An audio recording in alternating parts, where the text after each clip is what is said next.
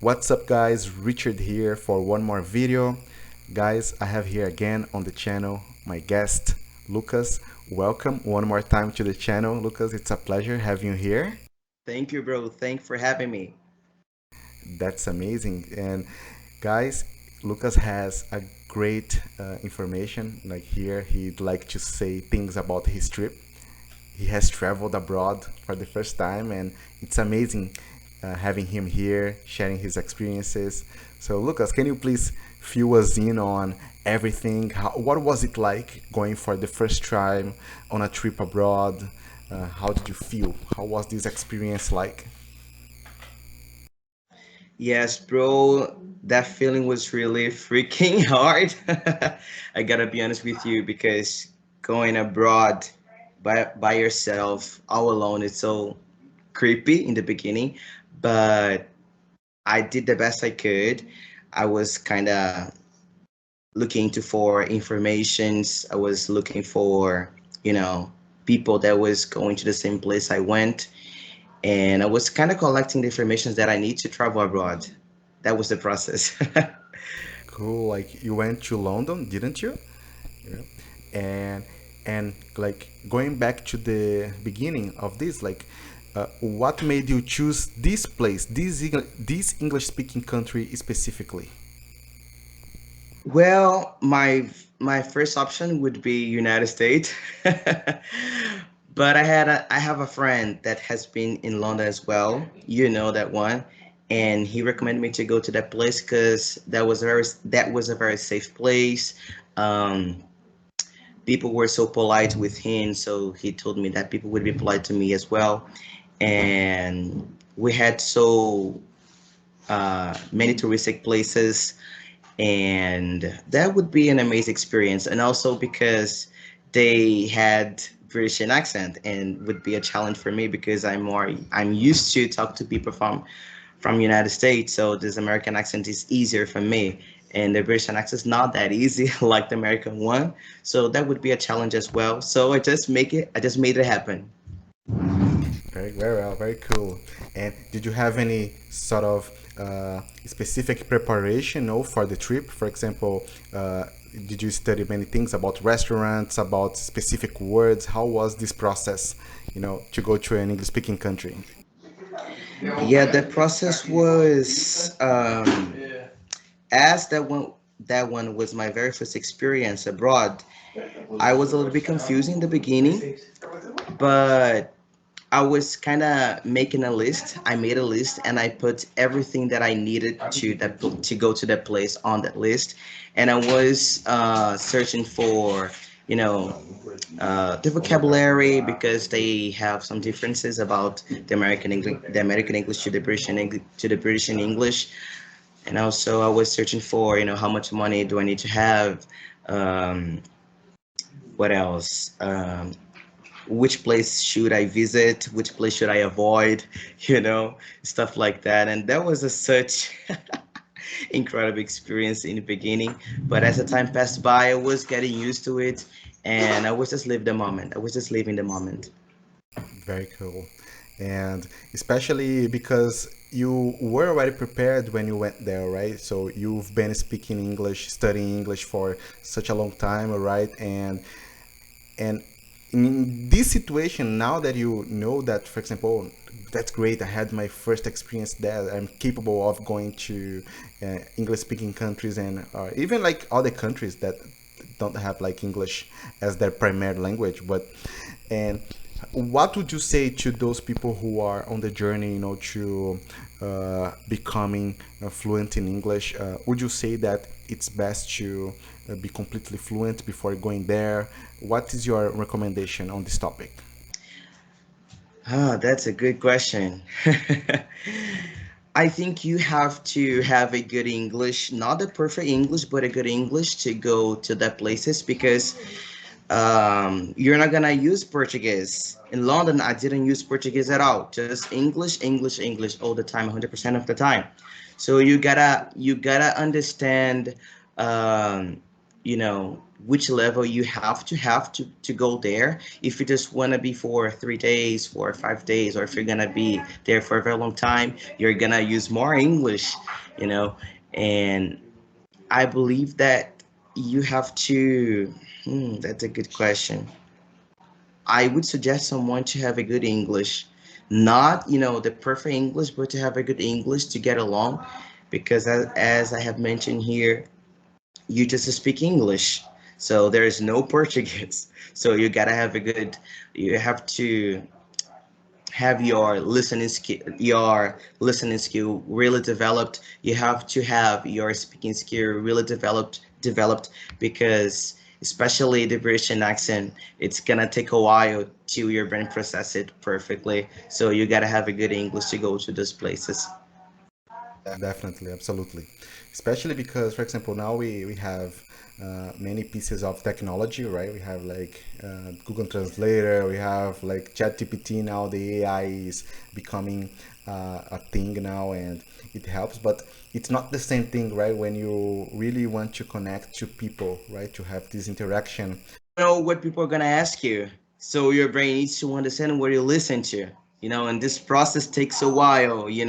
I remember when I was going to the plane, and when I got there, I realized that everybody there was speaking English. There was no Portuguese. Even the flight attendant, they were from England, and they were speaking 100% of the time in English. So from that moment, I knew that I gotta synchronize my brain in English and just think in English, produce output in English, and just process information too fast as much as I could.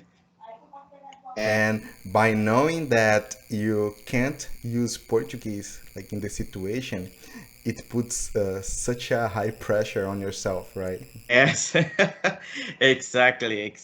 There. When I got there on the plane, I realized, bro, I gotta be speaking English 100% of the time.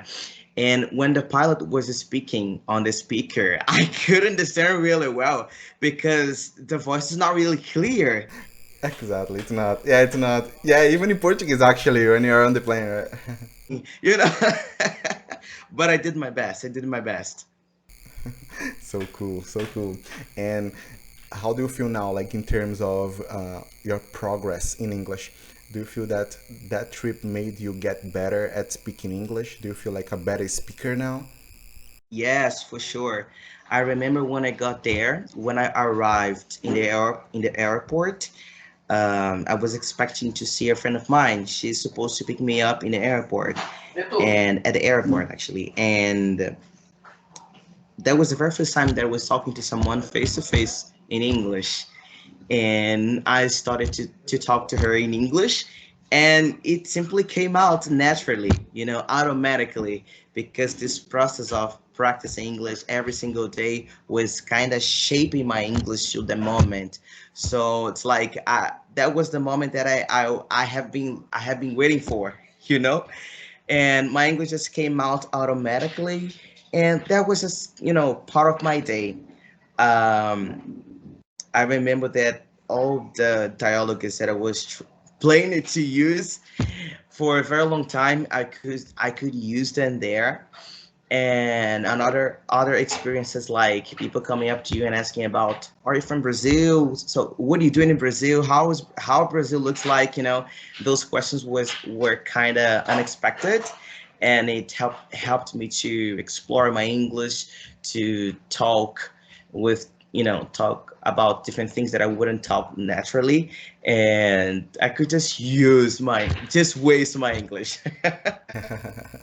Yeah, yeah, it's great that because now, for example, you are sharing all of these information, especially because like we didn't have a script, we didn't uh, create any script like to talk about this. We are just like saying things that we can come up with, right? Throughout the conversation. Sometimes it's just hard, to come up with words out of nothing. Someone just shows up suddenly and asks you about, anything, and you have to answer that thing out of nothing. That's hard because your brain is processing, your brain is translating, and then putting the words in English out of your mouth. It's a process. Did you feel that you were in a like defense mode, like, oh, like anybody could ask me something like at any moment, like I need to be prepared. Did you feel like this all the time there? I don't think so. I don't think so. I realized when I got on a plane, I have to speak English and that's it. So whenever someone showed up and asked me, I was just trying to do my very best. And even if I didn't understand clearly, at the first time, I just asked the person, can you just say that again? Come again, we're just asking then. Because sometimes I couldn't really understand because in London there are people from, many part of the world, people from Saudi Arabia, people from India, from South Africa, and there were a lot of accents. And it's a little bit hard because it's not only the British accent, it's a Indian accent, American accent, Saudi Arabian accent, a combination with a lot of pronunciation and accent, and it took a while to understand for the first time. But as the time passed by, I was getting used to it. Yeah, and it's great that we brought up this topic about like knowing English beforehand, knowing English in advance before traveling abroad, because I think it's such a good evidence that you don't need to travel abroad, to speak English fluently, right? You can do the homework here at home, right, in your own country, and then you can go there and enjoy the place like fully, right? Even without having been there before, right? Exactly. I suggest people to study English hard in the beginning, understanding the patterns, understanding, a little bit of grammar, training the listening the more they can. Because when you're talking to people face to face, you don't have, you know, uh, the subtitles on, you know? You gotta understand what you listen to. So you have to develop your listening skills in order to understand what people mean. Because if you don't understand it clearly, you could provoke a misunderstanding. It is not a good thing. Yeah, definitely, definitely. And I believe it's such a good practice, right? Watching things like without subtitles so as not to depend so much on it, right? Bro, the video just frozen a little bit. Can you just say that again? Yeah, like I said, for example, it's good like preparing yourself beforehand, like watching things without subtitles, especially if it would be good if it were like in the accent that you are planning to go to, right? And because so as not to be too much dependent on it, right? Yes, for sure. Because we have to understand we are going to a place where English is spoken. We're not in Brazil. In Brazil, we speak Portuguese, and some people could speak English as well. But most of the time, we're speaking Portuguese. But when you're there, there's only English. And when you're by yourself, bro, you have to get by. You have to survive. So you gotta improve your listening skills to understand clearly what people are saying. I mean, you're not gonna understand 100% of the sentence. Sometimes we don't catch up all the words, all the sentences, but overall, your brain understands what you're talking about. This is what I'm talking here. Absolutely. And it's amazing because like I'm learning so much from you now, especially because I haven't had this experience yet. I'd like to, like I have never been abroad myself. Yeah, God willing, I will one day. Yeah, especially because it's such a good experience, right? Putting your English into practice, right? It's amazing, like studying on Cambly, studying on camera, but it's completely different, right? When you are face to face speaking the language, right? Yes, bro, that's a whole different thing when they're face to face. It's not, we cannot compare when we talk, from camera, from a computer, when we are face to face. It's a whole different thing. I don't know how to describe to you, but I think you understand what I'm talking about. Yeah, definitely, indeed. I've never been abroad. However, I have already gone to an event. I have this video here on the channel when I went to an event. Yeah, yeah. Thank you, my friend. Yeah, thank you for saying that.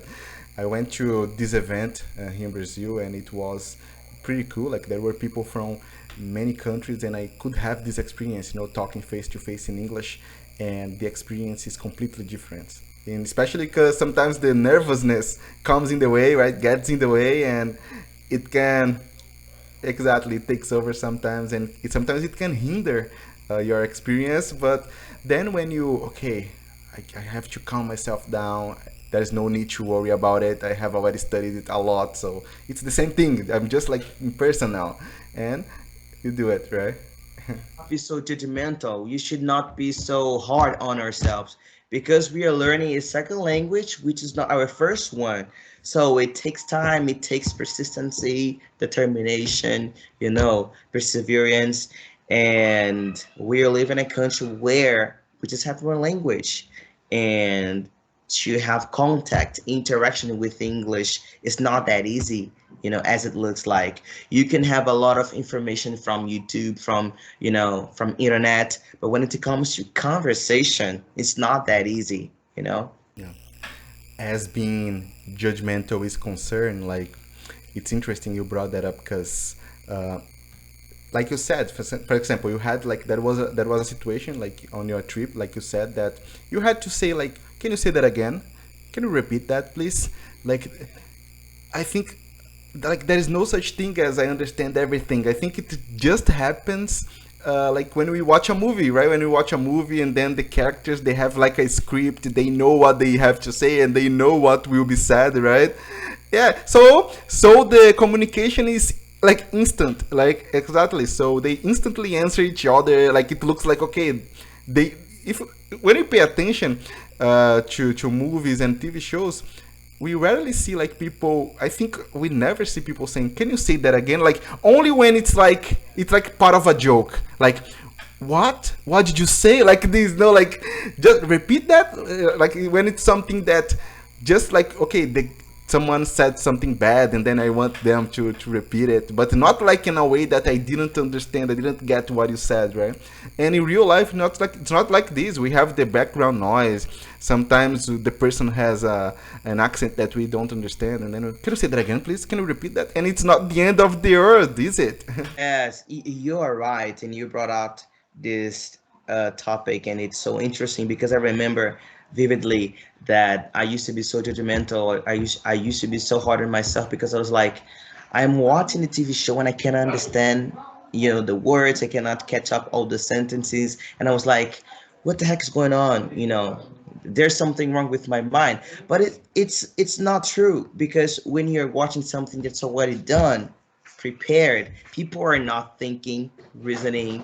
It's not, live. So when you see people in an interview, you see people hesitating, thinking first. It takes a while to process the information. So this is what happens in the real life. It takes a while. So we should not be like, oh my brain, I'm not understanding it. Is English not for me, or I will never be speaking English like that. You should not think like that. Absolutely. And in interviews, like and like on talk shows and TV shows like these, that when we see like these strategic words like, well, wow, oh man, like what a good question. Like You because you name need it. time. Yeah, You you need name you it. need time, exactly. You need time to think about the answer, right? Exactly. That's funny because it happened to me many times. Yeah. Really. Cool, my friend. That's great, man. Thank you, Lucas, for sharing this fantastic information. So you are a pretty good example that it's possible to learn English here in Brazil. It's not necessary to travel abroad. Of course, like it's such a good like it's so beneficial, right? Traveling abroad and having these experiences, especially to have fun, to learn about a new culture, right? But we can definitely have a high level of English here in Brazil, right? Learning here and getting better and better every single day, right? So thanks so much for being here, my friend. Thank you for having me. The pleasure were all mine. Thanks so much. So guys, thank you for watching the video.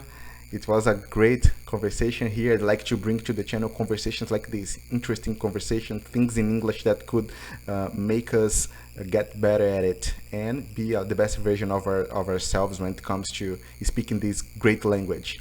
So guys, thanks so much, Lucas, again. Thanks so much, guys, for watching. See you guys in the next video. Bye bye, Lucas. Bye bye, guys.